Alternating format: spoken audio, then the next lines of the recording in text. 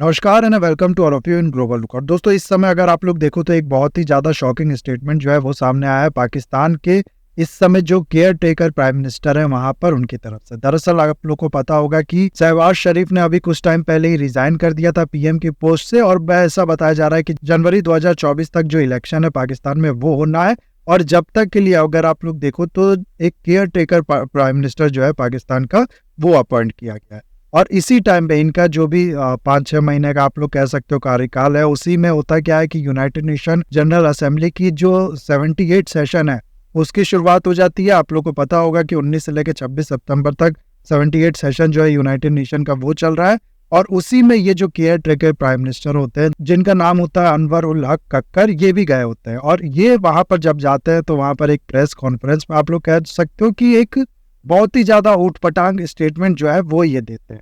ये स्टेटमेंट अगर आप लोग सुनोगे इनका तो आप लोग खुद ही कहोगे कि दिखने में ये जितने पढ़े लिखे लग रहे हैं, जितना जिस टाइप से लग रहे हैं उसके ठीक अपोजिट है। दरअसल ये कहते क्या है कि यूएसए के लिए जो अहमियत इजराइल रखता है ना, वही अहमियत पाकिस्तान रखता है चाइना के लिए। पाकिस्तान को ये कहते हैं कि चाइना इजराइल है। अब ये स्टेटमेंट अपने आप में इतना फनी है ना, आप लोग कह सकते हो कहाँ इजराइल और कहाँ पाकिस्तान। आज के टाइम में कोई सोच भी नहीं सकता पाकिस्तान को इजराइल से कंपेयर करने का, सिवाय पाकिस्तान। और इनकी देखो, पाकिस्तानियों की जो औकात से बाहर की बात करने की जो आदत है ना, वो आज ही की नहीं है, बहुत टाइम की है। आप लोग ने सुना होगा अभी किसी लीडर ने, आई थिंक जो पाकिस्तान का है, उसने ये स्टेटमेंट दे दी थी कि ये पाकिस्तान इकलौती ऐसी कंट्री है जिससे इंडिया डरता है पूरे वर्ल्ड में। तो आप लोग सोच सकते हो, अभी कुछ दिन पहले मैं एक आर्टिकल पढ़ रहा था जिसमें ये लिखा था कि किसी वॉर का जिक्र था, एग्जैक्ट मेरे को याद नहीं है, कि उसमें पाकिस्तान की जो एयरफोर्स है उसने इसराइल के अगेंस्ट में वॉर लड़ी, और इसराइल की जो भी मिलिट्री थी, जो भी उनके आप लोग कह सकते हो वेपन सिस्टम था, इन सबको निस्तिनो नाबूद कर दिया। इस तरीके के वर्ड, इस तरीके की चीजें जो है उसमें मेंशन थी। तो जैसा कि मैंने आप लोग को बोला, औकात से बाहर बात करने की, अजम्पशन बेसिस पे बात करने की, हम ये कर देंगे हम वो कर देंगे, ये पुरानी आदत है पाकिस्तान की। लेकिन उस पर हम लोग नहीं जाएंगे। अभी ये जो स्टेटमेंट है इसी पे हम लोग स्टिक रहते हैं। इसमें अगर आप लोग कंपेयर करो ना, तो इजराइल और यूएसए के जो रिलेशन है ना, वो बहुत ही ज्यादा स्ट्रॉन्ग रिलेशन है, आप लोग ऐसा कह सकते हो। इजराइल को अक्सर यूएसए का एयरक्राफ्ट कैरियर कहा जाता है मिडिल ईस्ट रीजन में। तो इतने ज्यादा स्ट्रॉन्ग डिफेंस रिलेशन जो है वो है दोनों कंट्री में, आप लोग ऐसा कह सकते हो। अब तक ऐसा बताया जाता है, 2022 का ये डाटा यहाँ पर आप लोग देख सकते हो कि यूएसए ने 150 बिलियन यूएस डॉलर जो है वो एड दे चुका है इसराइल को। और साथ ही साथ अगर मैं आप लोग को बताऊं ना, तो हर साल अराउंड 3.8 बिलियन यूएस डॉलर का जो मिलिट्री एड है, सिर्फ मिलिट्री के पर्पस के लिए, वेपन खरीदने के लिए, इस तरीके के जो एड है वो यूएसए देता है, ये फिक्स कर रखा है। वही दूसरी तरफ अगर हम लोग पाकिस्तान और चाइना की बात करें, तो चाइना पाकिस्तान को लोन तो आप लोग देखो तो तुरंत दे देता है, पर जब भी पाकिस्तान लोन मांगता है दे देता है। हालांकि अब आजकल ये देने में भी थोड़ा कमी जो है चाइना ने वो बरती है, क्योंकि उनको पता है कि हमारा ये जो लोन है ये जल्दी मिलने नहीं वाला, और साथ ही साथ चाइना जो है अब वो खुद अपने डेब्ट ट्रैप में फंसता जा रहा है। इस तरीके की बातें की जा रही है। लेकिन उसके बाद भी अगर आप लोग देखो तो चाइना लोन देने के लिए तो तैयार रहता है, लेकिन कभी बहुत कमी ऐसा होता है कि चाइना की तरफ से जो एड है वो दिया गया हो पाकिस्तान को। थोड़ा बहुत ये देता है जब पाकिस्तान में बाढ़ आ जाती है या फिर इस तरीके का कुछ होता है, लेकिन उसके अलावा अगर आप लोग बात करो ना, तो पाकिस्तान कभी ये भी कहता है कि जो आपने लोन दिया है उस पर हमारे लिए जो इंटरेस्ट रेट है कम से कम उसको थोड़ा कम कर दो, या फिर जो भी रीस्ट्रक्चरिंग है इस लोन का वो कर दो। तो उसके लिए भी चाइना जो है वो कभी कभार, ये है पाकिस्तान की औकात आप लोग कह सकते हो। लेकिन उसके बाद भी ये कहता है कि हम लोग चाइना का इजराइल है। उसके अलावा आप लोग को लोन की बात चलिए तो मैं बता दूं, ये जो मिलिट्री एड या फिर सिविल एड जो मैंने आप लोग को बताई ना, उसके अलावा अगर आप लोग देखो तो यूएसए के अंदर एक प्रोविजन है, वहां पर अगर आप लोग देखो तो जो इजराइल है वो सस्ते लोन ले सकता है यूएसए के बैंक से। यूएसए की इन्हीं एड की वजह से जो भी यूएसए मदद, चाहे एड के रूप में, चाहे पॉलिटिकल सपोर्ट के रूप में, या अलग अलग चीजों के रूप में देता है इसराइल को, उसी की वजह से इसराइल आज के टाइम में एक इतना ज्यादा स्ट्रॉन्ग कंट्री जो है वो बन पाया है। और दूसरी तरफ अगर आप लोग देखो तो पाकिस्तान जो है वो इस समय डेब्ट ट्रैप में फंसा है चाइना की वजह से ही। चाइना ने इतना लोन दे दिया, इस चीज के लिए लोन दे दिया जिसके लिए आप लोग कह सकते हो कि उसको, पाकिस्तान को कोई रेवेन्यू जनरेट हुआ नहीं, वो लोन वापस कर नहीं पाया। यही कारण है कि वो डेब्ट ट्रैप में फंस गया। तो एक तरफ चाइना ने डेब्ट ट्रैप में फंसा दिया पाकिस्तान को, और दूसरी तरफ यूएसए ने मिडिल ईस्ट की सबसे स्ट्रॉन्ग कंट्री आप लोग कह सकते हो इसराइल को बना दिया। ये देख के आप लोग खुद ही कहोगे कि कंपैरिजन का दोनों में सवाल ही नहीं उठता। दोनों कंट्री में तो सवाल उठता ही नहीं, इसराइल और पाकिस्तान में तो सवाल उठता ही नहीं। दोनों कंट्रीज के अपने अपने जो नाम लिए हैं इनने, पाकिस्तान के चाइना के साथ, यूएसए का इसराइल के साथ, इनके जो रिलेशन है इनका भी कंपैरिजन आपस में नहीं हो सकता। देन कम्स की इसके अलावा अगर आप लोग देखो ना तो यूएस से ये तो जो एड है वो मैंने बताई आप लोग को, इतना इसराइल को इतना स्ट्रांग बना दिया और पाकिस्तान चाइना की तरफ से कोई एड मिलती ही नहीं, पाकिस्तान को खाली लोन मिलता है।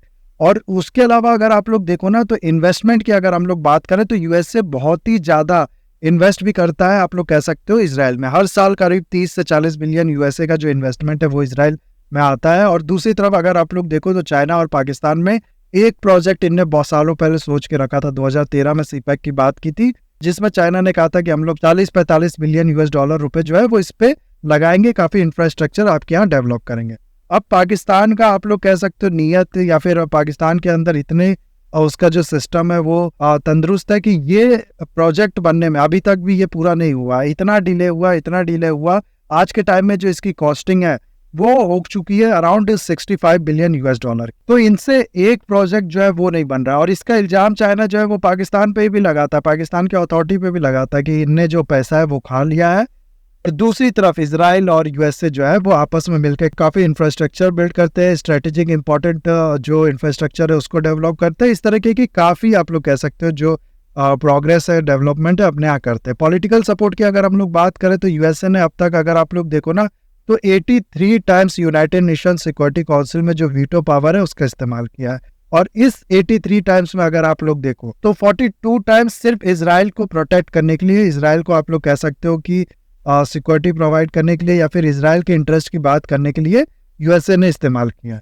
चाइना भी हालांकि करता है पाकिस्तान के लिए, यहाँ पर अपनी दोस्ती जो है वो चाइना बहुत अच्छे से निभाता है पाकिस्तान के लिए, पाकिस्तान के इंटरेस्ट में अपना जो वीटो पावर है उसका इस्तेमाल करता है। लेकिन किस लिए करता है, इन लोग का इंटरेस्ट ही यही तक लिमिटेड है कि जब भी इंडिया जो है वो किसी टेररिस्ट को यूनाइटेड नेशन सिक्योरिटी काउंसिल में टेररिस्ट डिक्लेयर करवाने चाहता है तब चाइना जो है वो रोड़े लगा देता है और चाइना जो है वो पाकिस्तान को सपोर्ट करने के लिए इस पे वीटो पावर का इस्तेमाल करता है। तो ये लोग जब आप लोग कह सकते हो पॉलिटिकल सपोर्ट करते हैं एक दूसरे को तो एक टेररिस्ट को बचाने के लिए करते हैं, और यूएसए और इसराइल जो है ये जब सपोर्ट करते हैं तो इसराइल को प्रोटेक्ट करने के लिए या फिर आप लोग कह सकते हो कि खुद को प्रॉस्पर बनाने के लिए, स्ट्रांग बनाने के लिए करते हैं। ट्रेड के मामले भी कोई कंपैरिजन नहीं है, इसराइल और यूएसए का ट्रेड देखोगे अगर आप लोग तो ये ठीक डबल है चाइना और पाकिस्तान के ट्रेड से, और बनता भी है। पाकिस्तान बेचेगा ही क्या, आखिर चाइना छोड़ दो किसी भी कंट्री को, ये चाइना को अपने जो गधे हैं वो बेचता है, गधों का ट्रेड करता है। ये एक लौता आप लोग कह सकते हैं, एक लौता नहीं होगा, एक दो सामान और बेचता होगा, लेकिन ये मेन एक्सपोर्ट है पाकिस्तान से चाइना को, आप लोग ऐसा कह सकते हो। उसके अलावा अगर आप लोग देखो ना ये सब चीज एक तरफ, लेकिन पाकिस्तान अगर आप लोग देखो तो वो हमेशा से इसराइल को कहता आ रहा है कि ये एग्रेसिव कंट्री है, ये फलस्तीनियों पे अत्याचार कर रही है, ये कर रही है, वो कर रही है, काफी तरह से क्रिटिसाइज जो है वो करता रहता है हमेशा इसराइल को। जबकि इन लोग की खुद की बांग्लादेश की जो हिस्ट्री है वो हम सब जानते हैं, लेकिन के बाद खुद ही से फिर अपने आप को कंपेयर कर देना इसराइल से, ये अगर आप लोग देखो ना तो काफी ज्यादा आप भी समझ पा रहे होगे कि काफी ज्यादा बेवकूफी वाली जो बात है वो है। तो ये एक छोटी सी न्यूज़ थी जो मैंने सोचा आप लोग को बताऊं। उसके अलावा अगर आप लोग देखो ना तो हर पाकिस्तान के प्राइम मिनिस्टर की तरह ये जो केयर टेकर प्राइम मिनिस्टर है, कुछ महीने के प्राइम मिनिस्टर है, इनने भी जो मुद्दा है कश्मीर का वो यूनाइटेड नेशन जनरल असेंबली में उठाया, इस तरीके की बातें की कि कश्मीर का मुद्दा जो है उसमें यूनाइटेड नेशन को इंटरफेयर करना होगा, या फिर इस तरीके की आप लोग कह सकते हो जो हमेशा से पाकिस्तान करता है वही किया इस बार भी। उस पर इंडिया ने काफी ज्यादा स्ट्रांग इस बार जो रिस्पॉन्स है वो भी दिया है। इंडिया ने कह दिया है कि पाकिस्तान वो कंट्री है जिसका मोस्ट रिकॉर्ड है ह्यूमन राइट में, जो कि सही भी है। बांग्लादेश तो भूल जाओ आप लोग, बांग्लादेश तो चलो बहुत पहले हो गया था थी, लेकिन उसके बाद अगर आप लोग देखो ना तो आज के टाइम पे जो बालूचिस्तानी लोगों के साथ हो रहा है वो अगर आप लोग देखो तो वो भी कम नहीं है। इतना ज्यादा आप लोग कह सकते हो जो हेट बढ़ा है पाकिस्तान के लोगों को कहना ठीक नहीं होगा, पाकिस्तान के जो सियासत वाले हैं लोग हैं उनके अंदर, जो पाकिस्तान की मिलिट्री है उनके अंदर, कि ये हेलीकॉप्टर से ऊपर ले जाके बालूचिस्तानियों को नीचे फेंक देते हैं। इस तरीके के बहुत टॉर्चर, बहुत ही अलग अलग तरीके के जो टॉर्चर है वो बालूचिस्तानियों को फेस करना पड़ता है, और ये तो अब रिटेलिएट करने लगे। हाल ही में एक पाकिस्तान में ब्लास्ट भी हुआ था जिसपे जिम्मेदारी ली थी एक बालूचिस्तान की एक एक्सट्रीमिस्ट ग्रुप ने। तो ये सब करके आप लोग कह सकते हो कश्मीर का मुद्दा उठा के इंडिया के अगेंस्ट में उल्टा सीधा काम करके अपने पे ध्यान ना दे के पाकिस्तान तैयारी कर रहा है एक बार फिर अपने विभाजन की। फिर इस तरीके की बातें ऑलरेडी की भी जा चुकी है कि पाकिस्तान जो है वो कल को टूटेगा, और एक नहीं इस बार बहुत से टुकड़ों में टूटेगा। कहा यह जाता है कि पाकिस्तान का ये जो सिंध है ये अलग हो जाएगा, जो बालूचिस्तान है ये अलग हो जाएगा, और नॉर्थ वेस्ट फ्रंटियर प्रोविंस जो है ये अलग हो जाएगा, और आज का जो पंजाब है आप लोग कह सकते हैं सिर्फ उतना ही रह जाएगा पाकिस्तान। कश्मीर वाला पार्ट ऑफ कोर्स ले आएगा इंडिया अपने यहाँ, और ये जो बीच का थोड़ा बहुत आप लोग देख रहे हो यहाँ रहेगा पाकिस्तान। ये मैं नहीं कह रहा, बहुत से लोग, बहुत सी इस तरीके की बातें जो है वो पहले भी की जा चुकी हैं, जिसका कारण भी है, यही कारण है। आप लोग देख सकते हो कि पाकिस्तान का जो पूरा दिमाग है वो इसी में लगा रहता है कि कैसे खालिस्तानियों का जो मुद्दा है उसको भड़काया जाए, कैसे इंडिया का नुकसान किया जाए। अपने यहाँ अपने लोगों की इसको बिल्कुल भी फिक्र नहीं है। लेकिन जैसा कि मैंने आप लोग को बताया कि काफ़ी ज़्यादा स्ट्रॉन्ग शब्दों में इंडिया ने रिस्पांस दिया, इसको वर्स्ट ह्यूमन राइट रिकॉर्ड वाली कंट्री कह दिया। 3 स्टेप भी बताया जो पीस है इस रीजन में उसको मेंटेन रखने के लिए। सबसे पहले तो ये कह दिया कि तुम्हें टेररिज्म बंद करना पड़ेगा। सबसे पहले ही इंडिया किसी कंट्री को ये कह रहा है टेररिज्म बंद करना पड़ेगा, जिसका मतलब है कि इंडिया इसमें कोई भी डाउट नहीं रखता। इंडिया के आप तो पूरी वर्ल्ड भी नहीं रखते कि पाकिस्तान जो है वही टेररिज्म फैला रहा है। फिर इंडिया ने कहा कि दूसरे नंबर पे हमारी जो टेरिटरी तुमने ऑक्यूपाइड कर रखी है, ऑफकोर्स पीओके की बात हो रही है यहाँ पर, उसको छोड़ो, पीछे हटो। और फिर इंडिया कहता है कि अपने यहाँ जो माइनॉरिटी कम्युनिटीज है, जो हिंदूज है, जो भी शिया मुस्लिम्स है, या फिर आप लोग कह सकते हो बालूचिस्तानी जो लोग हैं वो भी, उनके अगेंस्ट में जो भी ये ह्यूमन राइट वायलेशन तुम करते हो उसको बंद करो। और हंसी मेरे को इस बार पाकिस्तान पे नहीं, अगर आप लोग देखोगे ना तो टर्की के जो प्रेसिडेंट है एर्दोगान, उनकी स्पीच पे आ रही थी। दरअसल अगर आप लोग देखो तो टर्की, आप लोग को पता होगा, पिछले कई सालों से काफ़ी ज़्यादा जो कश्मीर का मुद्दा है उसे different foreign including United nation general assembly जो है उसमें उठाता है। हर बार इस तरह की बातें कहता है कि इंटरनेशनल कम्युनिटी जो है उसको इसमें इंटरफेयर करना चाहिए, जिसके आप लोग कह सकते हो इंडिया सख्त खिलाफ है। इंडिया कहता है हमारा ये पर्सनल मैटर है और हम लोग खुद ही सुलझाएंगे। लेकिन ये टर्की हमेशा कहता है कि नहीं, पाकिस्तान वाली बात करता है। पाकिस्तान यही चाहता है कि इंटरनेशनल कम्युनिटी, इंटरनेशनल आप लोग कह सकते हो ऑर्गेनाइजेशन और कंट्री जो है, बाकी कंट्री जो है वो इसमें इंटरफेयर करे। तो पाकिस्तान को सपोर्ट करने के लिए उसी का जो सजेशन है, उसी का जो आर्गुमेंट है वो टर्की हमेशा उठाता है। लेकिन इंडिया ने अब जिस तरीके से रिटेलिएट करना शुरू किया है ना टर्की के अगेंस्ट में, आप लोग कह सकते हो, चाहे वो साइप्रस को सपोर्ट देना हो गया, चाहे आप लोग कह सकते हो यहाँ पर ग्रीक कंट्री है उसको सपोर्ट देना हो गया, चाहे आर्मेनिया को सपोर्ट देना हो गया, अब तो आप लोग सुन रहे होंगे मिडिल ईस्ट कॉरिडोर जो है उसकी भी बात हो रही है। इन सब चीज़ों के बाद, इस सब रिस्पॉन्स के बाद टर्की भी आप लोग कह सकते हो थोड़ा बहुत जो बैकफुट है उस पर आया। इस बार टर्की ने कह दिया नहीं, इंटरनेशनल कम्युनिटी को नहीं इंटरफेयर करना चाहिए, इन्हीं दोनों कंट्री को मिलके ये सुलझाना चाहिए मैटर, जो कि हमेशा से इंडिया कहता आ रहा है। तो इंडिया की बात जो है वो टर्की ने इस बार की है। और कुछ टाइम पहले अगर आप लोग को याद हो तो टर्की ने ये भी कह दिया था कि अगर India United nation security council की जो परमानेंट सीट है उसको मिलती है, इंडिया को ये सीट मिलती है, तो ये हमारे लिए प्राउड की बात होगी। तो कहीं ना कहीं अगर आप लोग देखो तो ये जो टोन है बदले हुए, इनके पीछे थोड़ा बहुत जो झटका पिछले कुछ सालों में टर्की को लगा है वो झलकता है इसके पीछे। हो सकता है ये इंडिया ने काफ़ी ज़्यादा, अभी जो अर्थक्वेक आया था टर्की में उसमें हेल्प भी की थी, तो उसकी वजह से भी हो सकता है टर्की ने थोड़ा माइंड चेंज किया होगा अपने अगेंस्ट में।